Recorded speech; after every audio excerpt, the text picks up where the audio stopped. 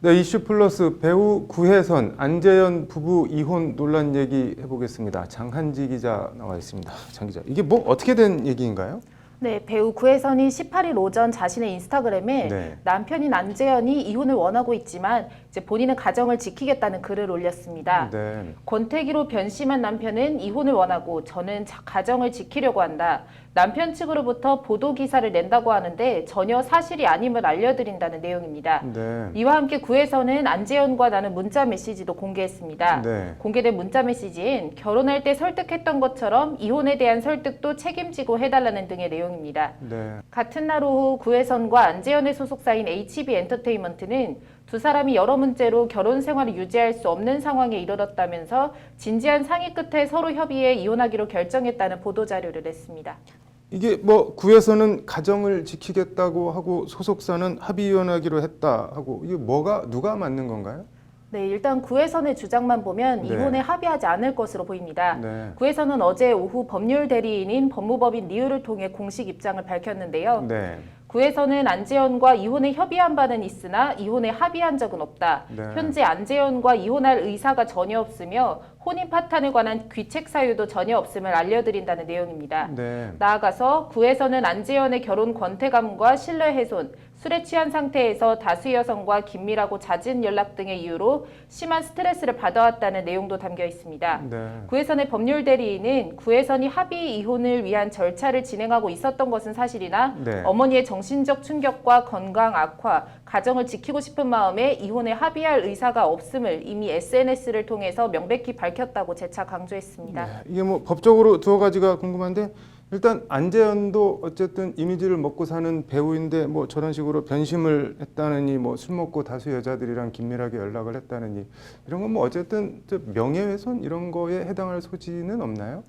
네, 정보통신망법 제70조 명예훼손죄가 성립하려면 네. 비방의 목적이 있어야 합니다. 네. 관련해서 대법원은 사람을 비방할 목적을 네. 가해의 의사 내지 목적을 요한다고 판시하고 있습니다. 네. 구혜선의 경우 남편을 비방할 목적으로 이 같은 사실을 공표했는지 아니면 비방 목적 없이 단순히 이혼 논란에 대해서 네. 어쨌든 유명인이고 억측들이 나오기도 하고 있으니까 입장을 네. 밝힌 것인지에 따라서 판단이 달라질 것으로 보입니다. 네. 변호사들에게 의견을 물어보니까 네. 이제 지금으로서는 예단하기 어렵다는 반응들이 줄을 이뤘습니다. 네.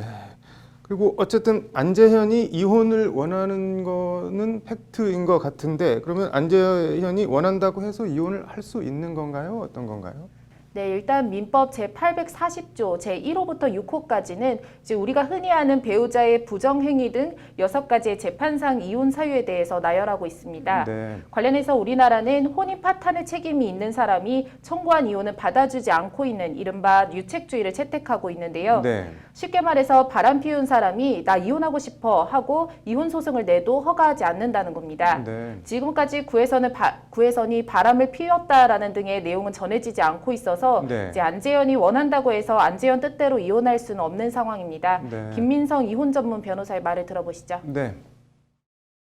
명확히 구혜선 씨에 대한 어떤 명확한 유책 사유가 나오지 않으면 이것은 이혼이 되지가 않죠, 법률적으로. 한쪽에서 동의를 하지 않으면 이혼을 하기가 좀 지금 나와 있는 사실관계에서는 어렵습니다. 그러면 이게 어쨌든 두 사람 사이의 신뢰라든지 이른바 혼인 관계는 사실상 파탄 난 것 같은데 이런 상태에서도 이혼이 안 된다는 건가요, 그러면은?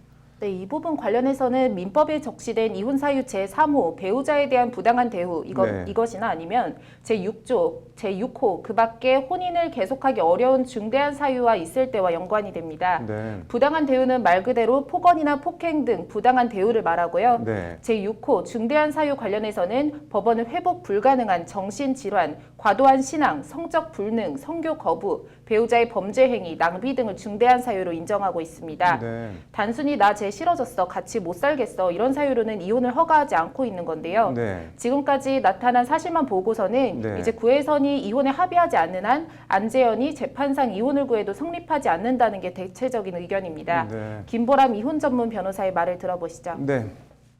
우리나라는 기본적으로 유책주의를 취하고 있기 때문에 상대방의 외도나 이런 특별한 사정이 없을 때는 보통 3호의 부당한 대우 또는 6호의 기타 혼인을 계속하기 어려운 중대한 사유를 주장하게 되는데 부당한 대우라는 것은 대표적으로 폭행이나 심각한 폭언이 있어야 부당한 대우로 인정이 되고 그리고 혼인을 계속하기 어려운 사유도 한 10년 정도 벌거하면서 완전히 혼인 관계가 파탄되었을 경우에만 인정되는 게 일반적이라 이 사건의 경우에는 현재로서는 3호에 해당하는지 6호에 해당하는지도 좀 단정하기가 어렵습니다.